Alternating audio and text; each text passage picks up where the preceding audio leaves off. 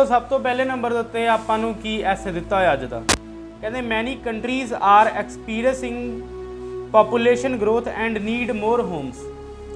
Should these new homes be constructed in existing cities or should new towns be built in the countryside? ठीक है सो सब तो पहले number ਦੇ ਉੱਤੇ ਤਾਂ ਇਹਨਾਂ ਨੇ ਦੇਖੋ ਕੀ ਕਿਹਾ ਕਿ ਅੱਜ ਕੱਲ੍ਹ ਕੀ ਵੱਧ ਰਹੀ ਆ ਪਾਪੂਲੇਸ਼ਨ ਵੱਧ ਚੁੱਕੀ ਆ। ਠੀਕ ਆ ਪਾਪੂਲੇਸ਼ਨ ਵਧਣ ਦੇ ਨਾਲ ਕੀ ਚੀਜ਼ ਹੋ ਗਈ ਆ ਲੋਕਾਂ ਦੇ ਕੋਲ ਰਹਿਣ ਦੀ ਥਾਂ ਘਟ ਗਈ ਆ। ਹੋਣਾ ਹੀ ਸੀਗਾ ਕਿਉਂਕਿ ਟੋਟਲ ਜੇ 100% ਆਪਾਂ ਆਪਣੀ ਪ੍ਰਿਥਵੀ ਦਾ ਸਰਫੇਸ ਲਾਈ ਉਹਦੇ ਵਿੱਚੋਂ ਆਪਣੇ ਕੋਲ ਨੀਅਰ ਅਬਾਊਟ 20 to 30 ਦੇ ਵਿੱਚ ਵਿਚਾਲੇ ਆਪਣੇ ਕੋਲ ਲੈਂਡ ਆ ਸਿਰਫ। ਠੀਕ ਆ ਤੋ ਇੱਕ ਨਾ ਇੱਕ ਦਿਨ ਲੈਂਡ ਨੇ ਮੁੱਕਣਾ ਸੀਗਾ ਤੇ ਹੁਣ ਮੁੱਕਣਾ ਸਟਾਰਟ ਹੋ ਚੁੱਕਿਆ। ਠੀਕ ਆ ਹੁਣ ਜੇ ਕਹਿੰਦੇ ਲੈਂਡ ਘਟ ਰਿਹਾ ਠੀਕ ਆ ਤੇ ਜਿਹੜੇ ਲੋਕਾਂ ਨੂੰ ਘਰ ਕਿੱਥੇ ਬਣਾਉਣੇ ਚਾਹੀਦੇ ਨੇ ਕੀ ਉਹਨਾਂ ਨੂੰ ਜਿਹੜੀਆਂ ਸਿਟੀਜ਼ ਪਹਿਲਾਂ ਹੀ ਹੈਗੀਆਂ ਨੇ ਉਹਦੇ ਵਿੱਚ ਘਰ ਬਣਾਉਣੇ ਚਾਹੀਦੇ ਨੇ ਬਟ ਜੋ ਸਿਟੀਜ਼ ਦੇ ਵਿੱਚ ਘਰ ਬਣਨਗੇ ਤੇ ਪਹਿਲਾਂ ਤੋਂ ਹੀ ਉੱਥੇ ਲੈਂਡ ਦੀ ਬਹੁਤ ਜ਼ਿਆਦਾ ਕਮੀ ਹੈ। ਦੂਸਰੇ ਨੰਬਰ ਦੇ ਉੱਤੇ ਆਪਾਂ ਕਹਿ ਸਕਦੇ ਹਾਂ ਕਿ ਜੇ ਸਿਟੀ 'ਚ ਘਰ ਬਣਨਗੇ ਪਹਿਲੇ ਨੰਬਰ 'ਤੇ ਮਹਿੰਗੇ ਹੋਣਗੇ ਕਿਉਂਕਿ ਥਾਂ ਉੱਥੇ ਘੱਟ ਆ ਇਸ ਕਰਕੇ ਉਹਦੀ ਡਿਮਾਂਡ ਬਹੁਤ ਜ਼ਿਆਦਾ ਲੈਂਡ ਦੀ। ਠੀਕ ਆ ਜਿਹੜੀ ਚੀਜ਼ ਸਾਡੇ ਕੋਲ ਘੱਟ ਹੁੰਦੀ ਆ ਉਹਦੀ ਡਿਮਾਂਡ ਬਹੁਤ ਵੱਧ ਜਾਂਦੀ ਆ। ਠੀਕ ਹੈ ਨਾ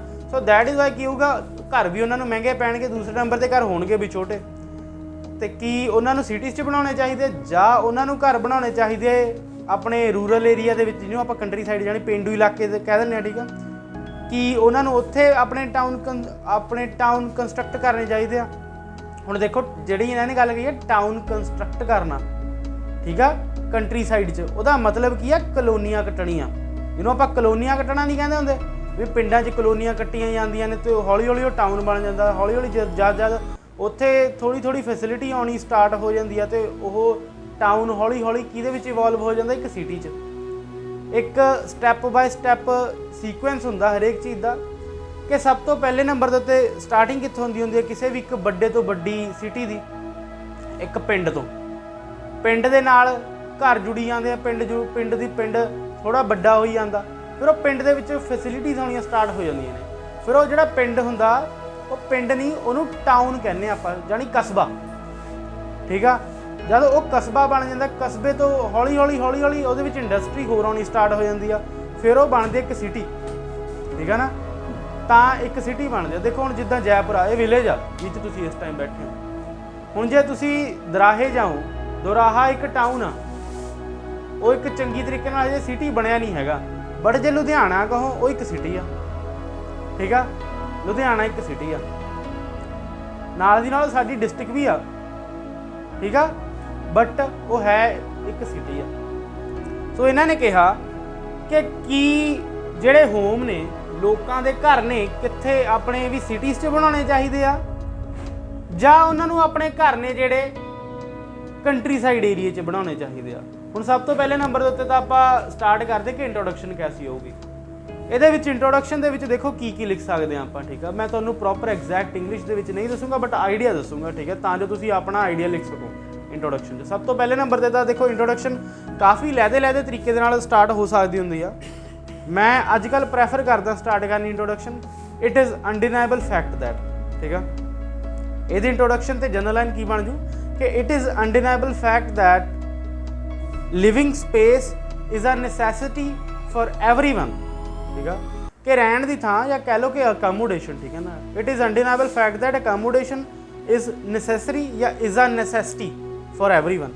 ਉਹ ਜ਼ਰੂਰਤ ਆ ਜਾਂ ਜ਼ਰੂਰੀ ਆ ਹਰੇਕ ਬੰਦੇ ਲਈ। ਠੀਕ ਆ ਤੇ ਉਹ ਨੈਸੈਸਰੀ ਅਕਮੋਡੇਸ਼ਨ ਜਾਂ ਉਹ ਨੈਸੈਸਰੀ ਪਲੇਸ ਦੇ ਲਈ ਲੋਕੀ ਘਰ ਬਣਾਉਂਦੇ ਆ ਕਈ ਸਿਟੀਜ਼ 'ਚ ਬਣਾਉਂਦੇ ਆ ਕਈ ਕੰਟਰੀ ਸਾਈਡ 'ਚ ਬਣਾਉਂਦੇ ਆ।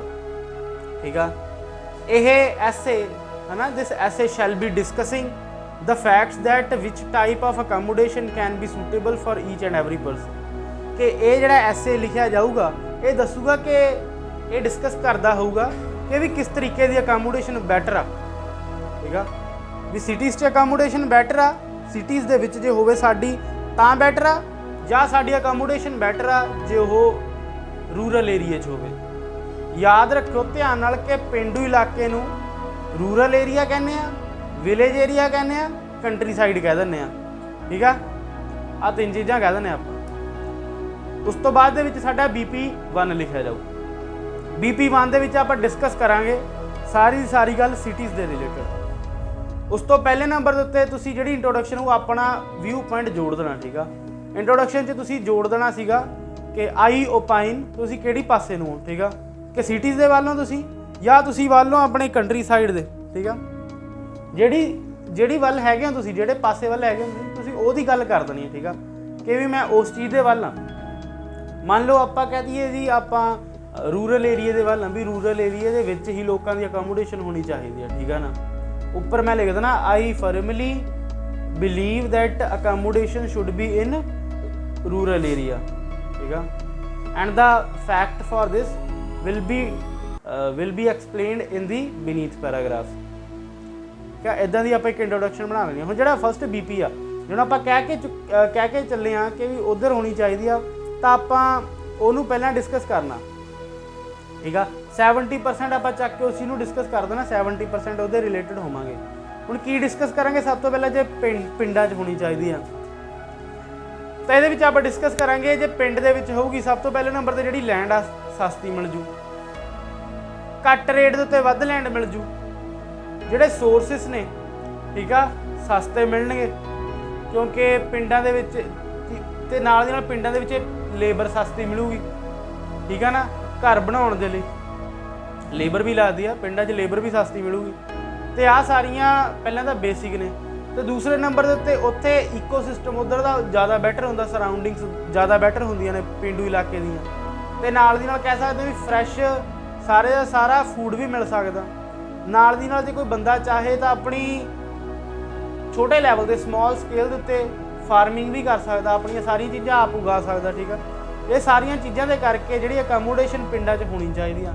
ਨਾਲ ਦੀ ਨਾਲ ਅੱਜ ਕੱਲ੍ਹ ਪਿੰਡ ਵੀ ਕਾਫੀ ਜ਼ਿਆਦਾ ਐਡਵਾਂਸ ਹੋ ਚੁੱਕੇ ਨੇ ਇਸ ਟੈਕਨੋਕ੍ਰੈਟਿਕ ਵਰਲਡ ਦੇ ਵਿੱਚ, ਕਿ ਪਿੰਡਾਂ ਤੇ ਸ਼ਹਿਰਾਂ ਦੇ ਵਿੱਚ ਜ਼ਿਆਦਾ ਕੋਈ ਫਰਕ ਨਹੀਂ ਰਿਹਾ, ਬਟ ਕੁਛ ਕੁ ਫਰਕ ਹੈਗੇ ਨੇ ਜਿਨ੍ਹਾਂ ਦੇ ਕਰਕੇ ਸਾਨੂੰ ਪਿੰਡਾਂ ਦੇ ਵਿੱਚ ਬੈਨੀਫਿਟ ਹੋ ਸਕਦਾ। ਤੇ ਜੇ ਹੁਣ ਇਸ ਟਾਈਮ ਦੇ ਵਿੱਚ ਆਪਾਂ ਉੱਥੇ ਘਰ ਬਣਾਏ ਤਾਂ ਆਉਣ ਵਾਲੇ ਟਾਈਮ ਦੇ ਵਿੱਚ ਹਰੇਕ ਪਿੰਡ ਨੇ ਜਾਂ ਸਿਟੀ ਬਣ ਜਾਣਾ, ਤਾਂ ਆਪਾਂ ਨੂੰ ਸੇਮ ਕੋਈ ਫਰਕ ਨਹੀਂ ਰਹਿਣਾ ਹੈਗਾ। ਨਾਲ ਦੀ ਨਾਲ ਘਰ ਬਣਾਏ ਹੋਏ ਘਰਾਂ ਦੀ ਕੀਮਤ ਵੀ ਵਧੂਗੀ, ਠੀਕ ਆ।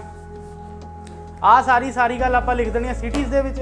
ਹੁਣ ਜਦ ਆਪਾਂ ਪਿੰਡਾਂ ਦੇ ਵਿੱਚ, ਹੁਣ ਜਦ ਆਪਾਂ ਗੱਲ ਕਰਨੀ ਆ ਸਿਟੀ ਦੀ, ਕਿ ਸਿਟੀ ਦੇ ਵਿੱਚ ਘਰ ਦਾ ਕੀ ਹਾਲ ਆ, ਠੀਕ ਆ। ਕਿਉਂਕਿ ਹੁਣ ਆਪਾਂ ਇੱਕ ਪਾਸੇ ਐਗਰੀ ਹੋਇਆ ਤਾਂ ਆਪਾਂ ਦੂਸਰੇ ਪਾਸੇ ਕੀ ਕਹਾਂਗੇ ਕਿ ਵੀ ਨਹੀਂ, ਸਿਟੀਜ਼ ਦੇ ਵਿੱਚ ਨਹੀਂ ਹੋਣੇ ਚਾਹੀਦੇ ਘਰ।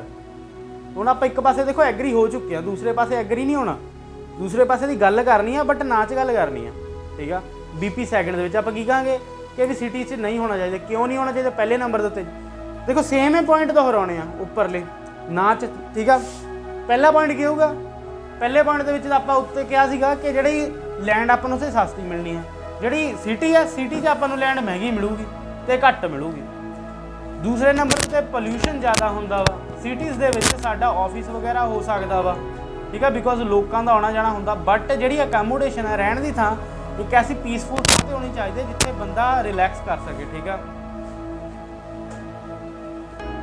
ਤੇ ਜਿਹੜਾ ਸਿਟੀਜ਼ ਹੁੰਦੀਆਂ ਨੇ ਪੋਲਿਊਸ਼ਨ ਕਰਕੇ ਇਕੱਲੇ ਹੈ ਨਾ, 에ਅਰ ਪੋਲਿਊਸ਼ਨ ਕਰਕੇ ਨਹੀਂ, noise pollution, air pollution, soil pollution, ਹੈ ਨਾ, 36 ਪ੍ਰਕਾਰ ਦਾ ਉੱਥੇ ਪੋਲਿਊਸ਼ਨ ਹੁੰਦਾ। ਸੋ ਉਸ ਚੀਜ਼ਾਂ ਕਰਕੇ ਅਕੋਮੋਡੇਸ਼ਨ ਵਧੀਆ ਨਹੀਂ ਰਹਿਣੀ ਤੇ ਇਵੈਂਚੁਅਲੀ ਬੰਦੇ ਦਾ ਜਿਹੜਾ ਲਾਈਫ ਸਪੈਨ ਆ ਘੱਟ ਜਾਣਾ, ਠੀਕ ਆ। ਜਿਹੜੀ ਬੰਦੇ ਦੀ ਉਮਰ ਆ ਉਹ ਘੱਟ ਜਾਣੀ ਆ, ਕਿਉਂਕਿ ਜਿਹੜੀ ਸਿਟੀ ਦੇ ਵਿੱਚ ਹੋਊਗਾ।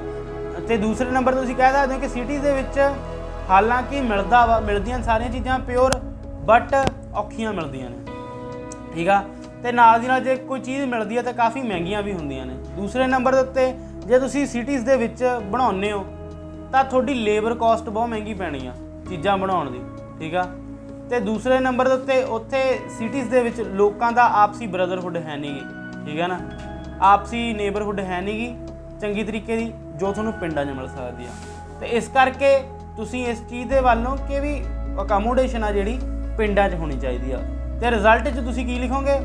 All in all, it is evident that accommodation should be built या homes should be constructed in rural area because of a lot of benefits of it which can be availed, ठीक है।